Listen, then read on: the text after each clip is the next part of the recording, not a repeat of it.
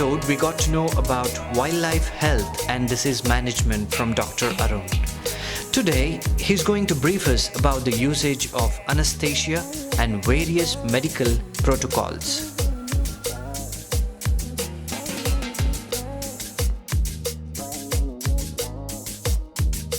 Hello everyone. Today we are going to discuss about physical and chemical capture methods of wild animals. As we all know that is our very challenging and a very promising area that depends on the target species, starting from our elephants to snakes and birds to all other smaller mammals like big cats, bears, all other animals. When it is coming in contact with human-wildlife interface or any kind of displacement or distressed animal or got into any kind of snares or injured, all those things needs either of this restraining method, whether it is physical or chemical. So when it comes to physical capture methods or physical restraining methods, you know that there are multiple tools available in order to achieve a successful physical restraining method. Though it has got its own pros and cons, the wildlife veterinarian has to decide and appropriately use the tool in order to avoid any kind of compromisation of the welfare of the animal, as well as to minimize the stress so that the physical restraining method will not have any harmful effort or effect to the wild animal which we are targeting. There are multiple tools, as I said, starting from snares, hooks, nets, drop nets, and even for large population physical capturing, there are BOMA methods where the animals can be quietly funneled into a narrow passage and then loaded into a truck without even they knowing them. They are entering into a kind of transportation vehicle. So those are very successful models, and some of those other physical restraining methods which are commonly used in captive facilities are like your crush cages or squeeze cages. With respect to elephants, it is elephant restraining device, ERD, for mega herbivores, and then smaller or modified travisses for different ungulates are always good for physical capturing method. So sometimes even simple ropes or casting technologies are also used for physical capturing of any wild animal. As we know that there are multiple factors involved in dealing with physical capturing method, because sometimes ungulates kind of species will immediately get into stress. As we all know that ungulates like sambar or even deer species, any other ungulate species like blackbuck or smaller ungulates always have the problem of capture myopathy. So it is very important for the wildlife veterinarian to understand their behavior and the different ways of their attitude or even the behavior in the wild when they were cornered. So and the handlers are again paramount important here. Only those who are well trained and then under the supervision of the wildlife veterinarian should always involve in the physical capturing method, keeping the safety precautions in mind both for the handler as well as the animal.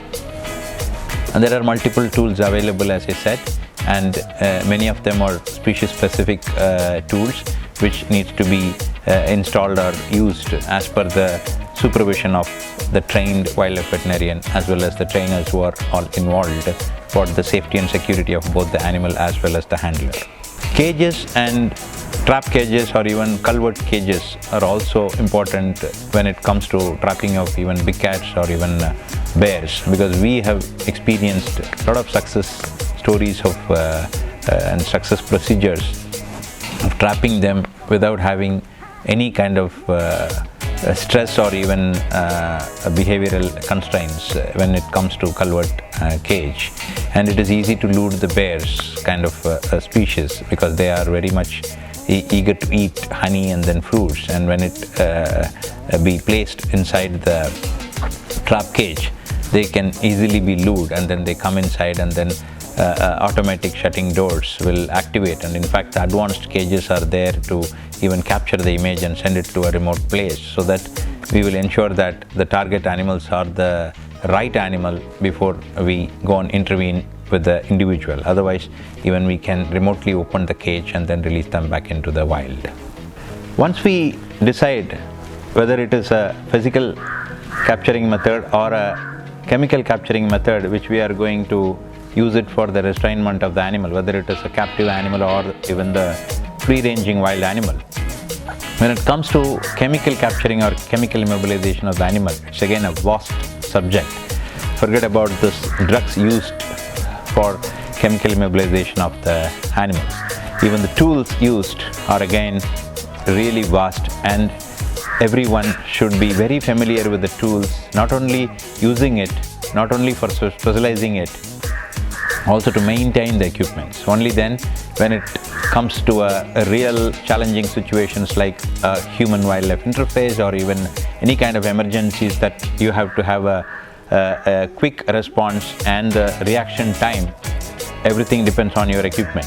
Though you may have a very trained personnel, and also you know how to utilize the chemical immobilization agents like anesthetics or immobilizing agents of anesthesia, or even any different varieties of anesthetic components, but still the equipment matters. So when we talk about this chemical immobilization, first we always talk about the blowpipe. So blowpipes are very simple tool that we can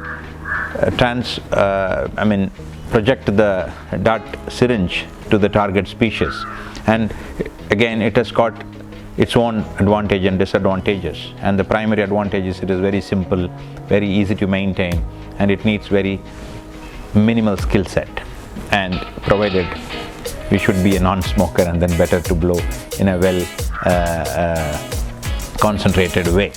If it is a moving animal, then again we have to have a better focus and aim the animal, and everything should happen at one go. When the animal is giving you a chance to blow, and you have to hold the breath, then your target should also be very achievable in distance, because this can go up to 10 meters.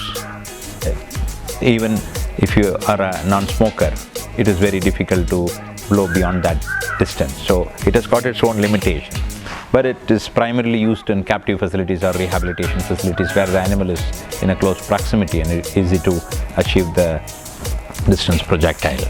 And there are different companies of blow pipes are available, and it depends on the distance and the length of the blow pipe, and again the blowing spot with better coverage of taking the air into it, and the barrel size, the diameter of the blow pipe also matters. It starts from 11 mm, 14 mm and 16 mm. Whereas again the mm varies based on your capacity of the syringe, and more the volume, more the size of the diameter, and again more the distance, and the smaller the barrels or even the dart syringes will take your projectile to a longer distance. And again, all these physics also need to be kept in mind, because the parabolic effect and the distance and the wind directions and a lot of environmental distractions like even twigs or even the leaves and the travel path of the dart, everything matters, and we need to achieve this.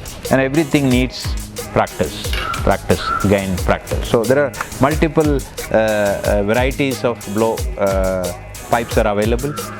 Different companies makes and different cost it involves, but it is comparatively cheaper when it comes to a distance projectile dart guns. The second equipment is the dart gun.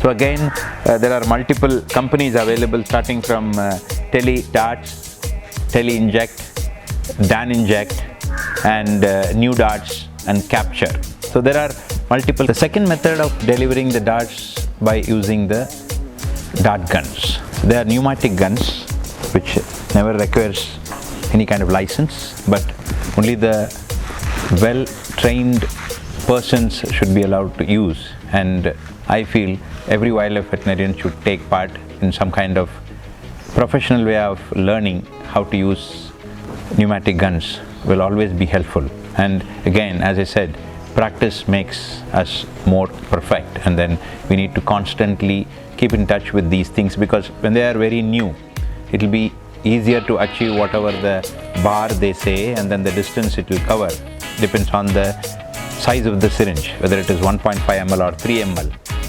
For example, 3 bar goes to 5 meters distance. So this pressure gauge should be always kept in mind, but it varies when the equipments get older, and also it depends on the handler, because it should be zeroed down whenever individuals are started using this equipment. So it has to be customized. So every time when someone is taking it and using it, it may not be perfect. So you have to have a proper zeroing of this equipment and ensure that your calibration will be done each and every time when you are going and dealing with any conflict situations. If it is a very agile place or even a high conflict area or high conflict zone, you have to ensure that your equipments are well maintained and it is zeroed down to your eye power or even your vision, so that it will be 100% perfect, or at least close to 100% perfect.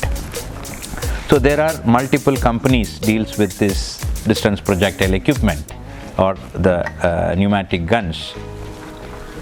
As I said, it never require any kind of license, but still it needs permission of the Chief Wildlife Warden before you procure this equipment, and there are designated companies in the country available and they are licensed to sell such kind of darts equipments and the dart syringes.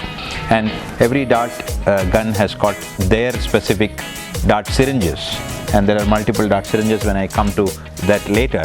And the different companies like Dan Inject and Disinject, Capture Gun, Palmar Gun, and the other company called Tele-Inject and Disinject. So these are multiple companies available. Unfortunately, they're all imported from other countries, and it needs a specific training before we start using them. And there are other tools available, and those are called the distance to be covered or estimated by using this particular range finder is another important tool to ensure that the distance can be measured. And as I said, the blowpipe can go or can cover up to 10 meters max, and the dart guns, though we are very well trained, it may not take more than 40 to 50 meters. So there is a lot of constraints in both these equipments, and we should be definitely trained, and we can use multiple accessory tools like range finders and also even the lights like your infrared lights, so that this laser light will give you an additional clue that where exactly the dart is going to get delivered. And this equipment again with 11 mm and 14 mm, 16 mm barrel depends on the volume of the syringe what you are going to use, and there is a specific way to hold it and then use this. So definitely once we are familiar with this practice, then it will be comfortable for each and every person, because some dart equipments are coming with a better wood finishing, and some of them are plastic or even fiber and metal with a high grade metal, so that it will not have any rust or other stuff. But in my opinion and experience, more than the equipments and their maintenance plays a major role, and these silicone oils are available and it comes along with the equipment, and we need to always use these cleaning tools to ensure that the equipments are well maintained. Only then it will not give up, or you will not fail whenever there is an operation happening and there is a huge challenge in front of you. And the other thing is the dart syringes. As I said, different dart equipments companies are available, and everyone produces different kinds of syringes. Mostly it will be very specific to that particular company or particular dart equipment, so that they can make money out of selling this dart syringes. But there are multi usable dart syringes available. Again, it's all depends on the vet, whichever he prefers. It starts from plastic syringes to metal syringes, and these metal syringes are one-time use, and once it gets delivered, then we'll have to throw this. They are all single-use dart syringes, and the other syringes, though it says it can be used for multiple times, but it depends on the animal, because sometimes the animal might stamp it or even bite it or chew it. Then the syringe life will go, and then we'll have to go for a new one. So this, as we know that any dart syringe has got a multiple chamber. One is the drug chamber on this side. On the other side, it is a pressure chamber, and we fill the drug here and then use different dart syringes. As I said, different dart syringes got different dart needles, starting from 1 inch to 3.5 to 4 inches, depends on your target species. And all these dart needles are reusable again, provided we have to sterilize them and autoclave them for each and every time. So again, maintenance of the syringes is also important, and after filling the drug, and we will be putting the needle, and needles again, as I said, a plain needle, collared and barbed. So there are different needles are also available. At the end, we will be using a tail piece, which is otherwise known as stabilizer, and this is the one is going to take the syringe to the target species or the target animal. So this is the basics of dart syringes and needles, and as I said, every equipment has got its own advantage and disadvantage. It's entirely depend on the person who is using it, and it is important to make sure the animals are less stressed and the pressure is adequately filled in the syringe, so that the impact or even the heavy impact should not be there on the animal. It's all with the complete knowledge of the wildlife veterinarian who is using the equipment and dealing with the animal. And here also again, it entirely depends on the chemical agent, like anesthetics, what we are using also should be animal friendly, and then it should have short induction, and it will be very safe for both the animals as well as the handler.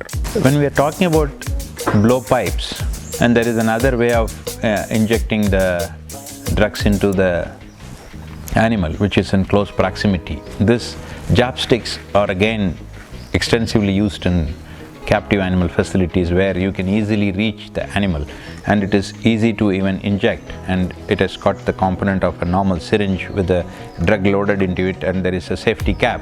So when you can reach close to the animal, it is easy to jab it and then ensure the injection will be injected.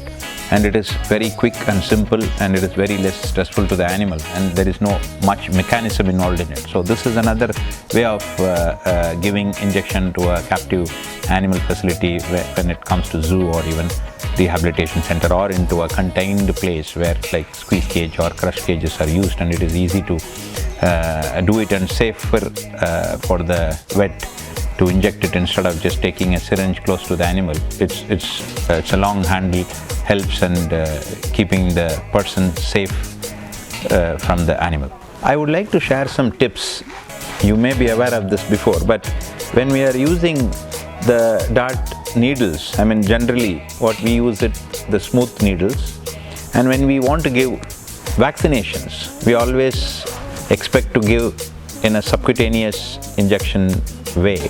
So when we are using the sleeves for a regular dart needles, what we use is double sleeves, so one on the other, and the second sleeve will be closing the opening of the needle, and then when it gets injected, automatically this first sleeve will ensure that the needle will not go beyond the subcutaneous distance, so you can always achieve subcutaneous injection. And sometimes even this double sleeves will help you to collect some kind of a remote sampling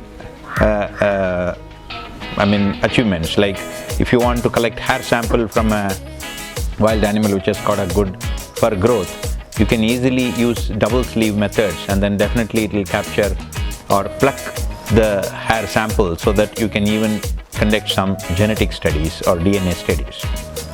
And there are specialized dart needles available, in fact, even to collect biopsy samples, or even a skin sample, or even jabbing the skin or collecting the portion of the skin from a skin lesion.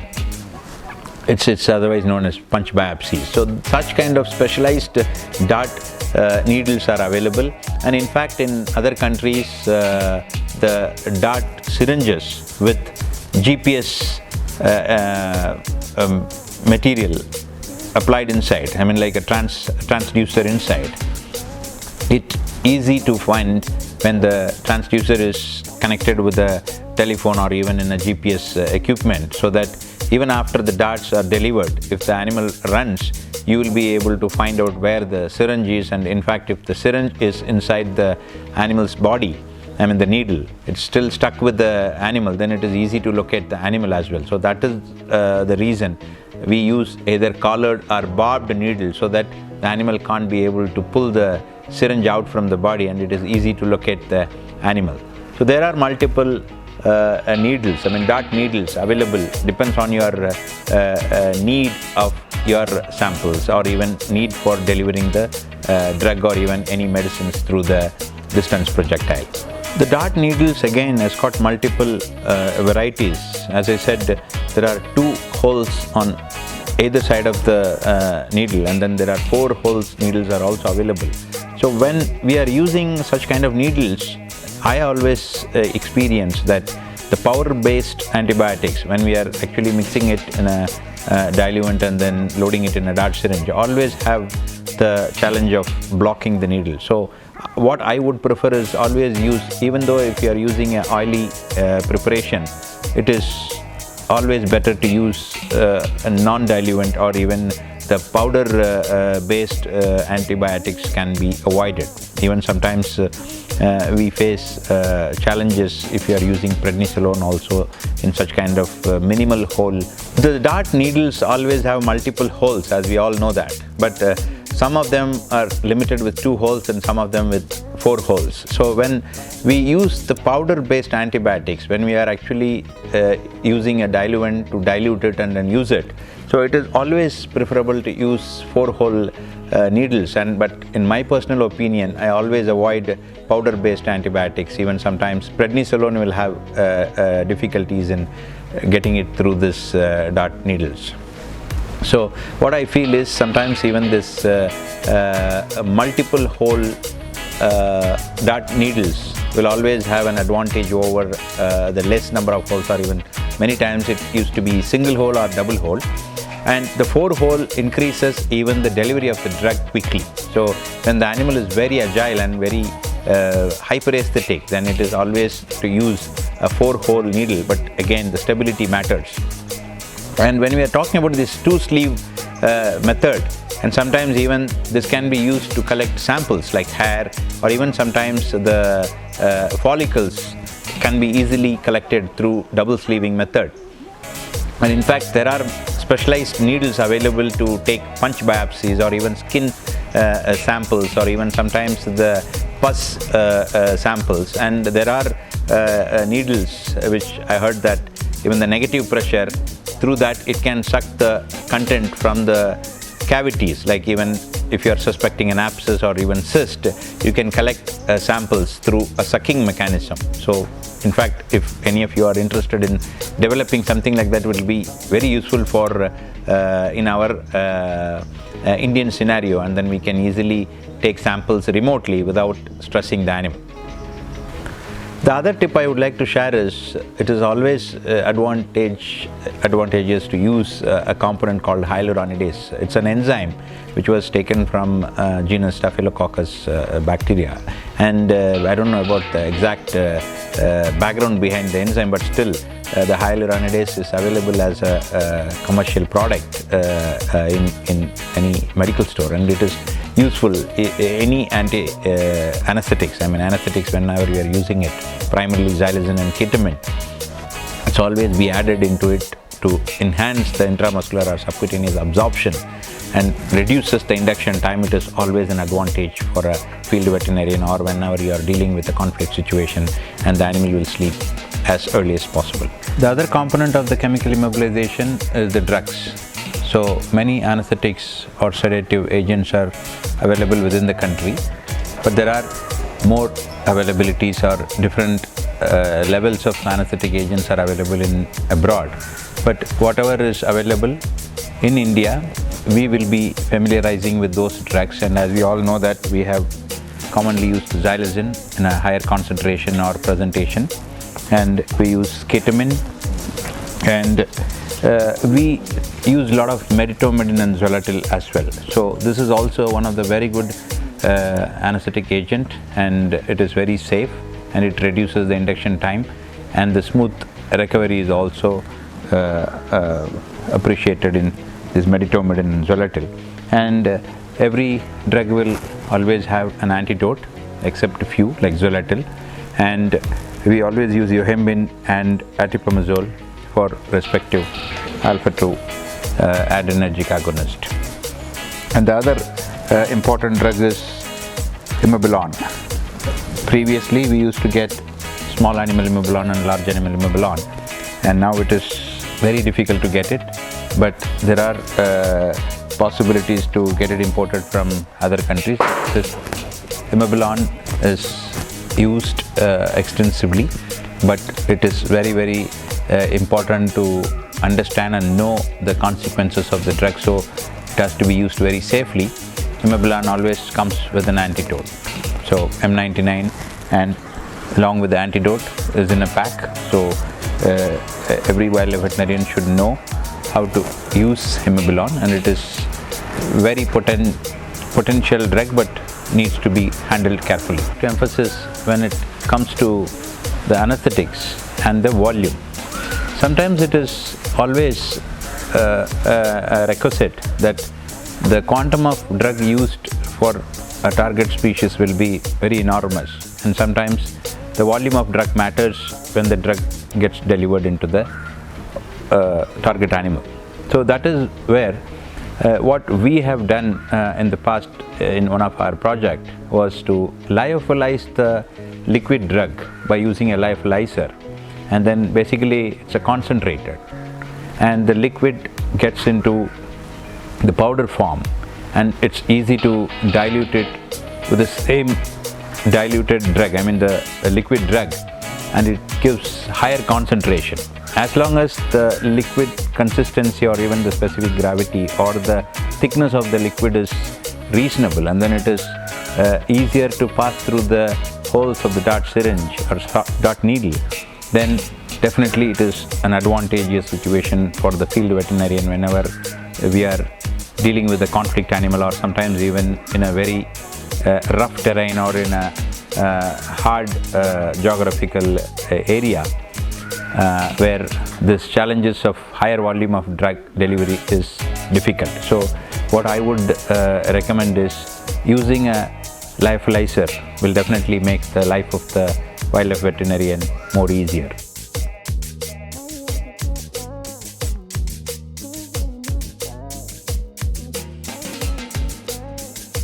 A special thanks to Dr. Arun for making us understand how the medications and medical procedures are carried on. Pet animals get medical attention when required, as they have parents to take good care of them. Animals living in the wild depend on self-healing. When that does not help, that is when our wildlife doctors get into action. A special thanks and salute to all the wildlife veterinary doctors out there trying to save the wildlife. Health. Do follow us for more information in the coming episodes. Until then, take care.